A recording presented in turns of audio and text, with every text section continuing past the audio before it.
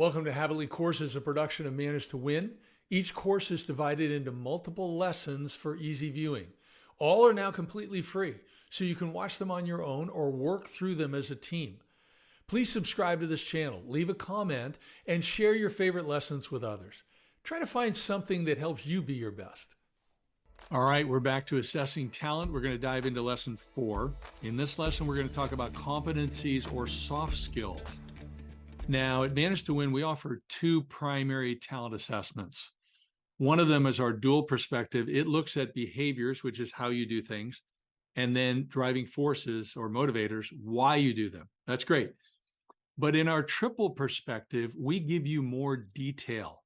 We give you more advice. And that looks at 25 different competencies or soft skills.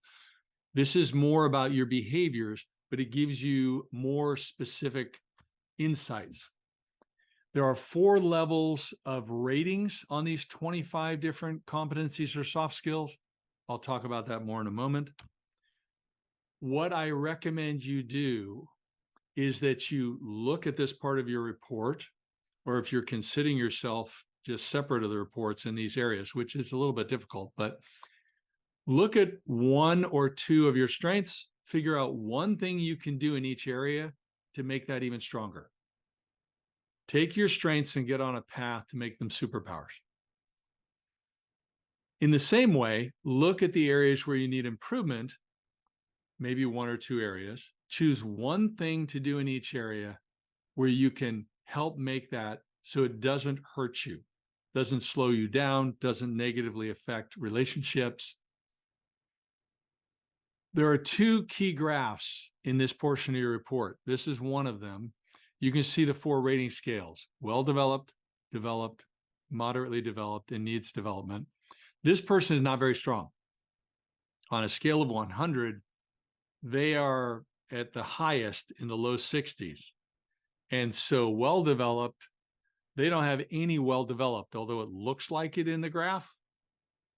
From 50 to 75 is developed. So they have 8 that are developed, and then they have 17 that are moderately developed. Doesn't look too bad because it's all blue.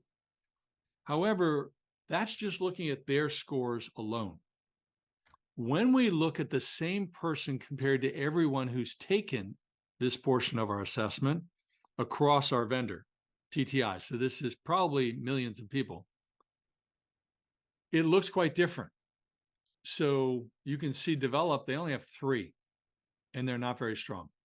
And they've got a lot in the needs development. So this person really needs to work on their soft skills.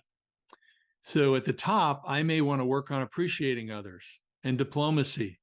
I'll choose one thing. So when I think about it, appreciating others, I do it okay, but I'm not doing it great. Maybe I'm just saying, hey, nice job. And I'm not doing it that often. But what if I change things? What if once a week, once every 2 weeks, I said to someone, hey, you know, that was really a great job you did on that proposal for XYZ company. You really went through it. You put some great detail. The graphics were great. You were very aware of what they were looking for, and you spoke to it. That was great work. I love what you're doing. Please keep it up. Let me ask you, if I'm trying to get better at appreciating others, if I'm occasionally saying nice work, or even if I say it a lot, how long is that going to stick with someone versus how long the compliment that I just gave that was sincere and longer and, importantly, specific going to stay with them? If I want to work on appreciating others, if I made that change, that could really take my game up significantly. Then you look at the ones that are at the bottom. Maybe I want to improve in the way I'm understanding others because that relates to appreciating others. It might even relate to diplomacy. So you choose 1 or 2 areas at the top of the graph, 1 or 2 at the bottom. And for each of those areas, choose one thing you want to work on to improve, to either make yourself stronger into a superpower because it's already a strength, or take something that's an area that needs improvement and you can get better at it. So pass the exam, but just as I've been talking about, what are you going to do differently? How are you going to apply what you've learned?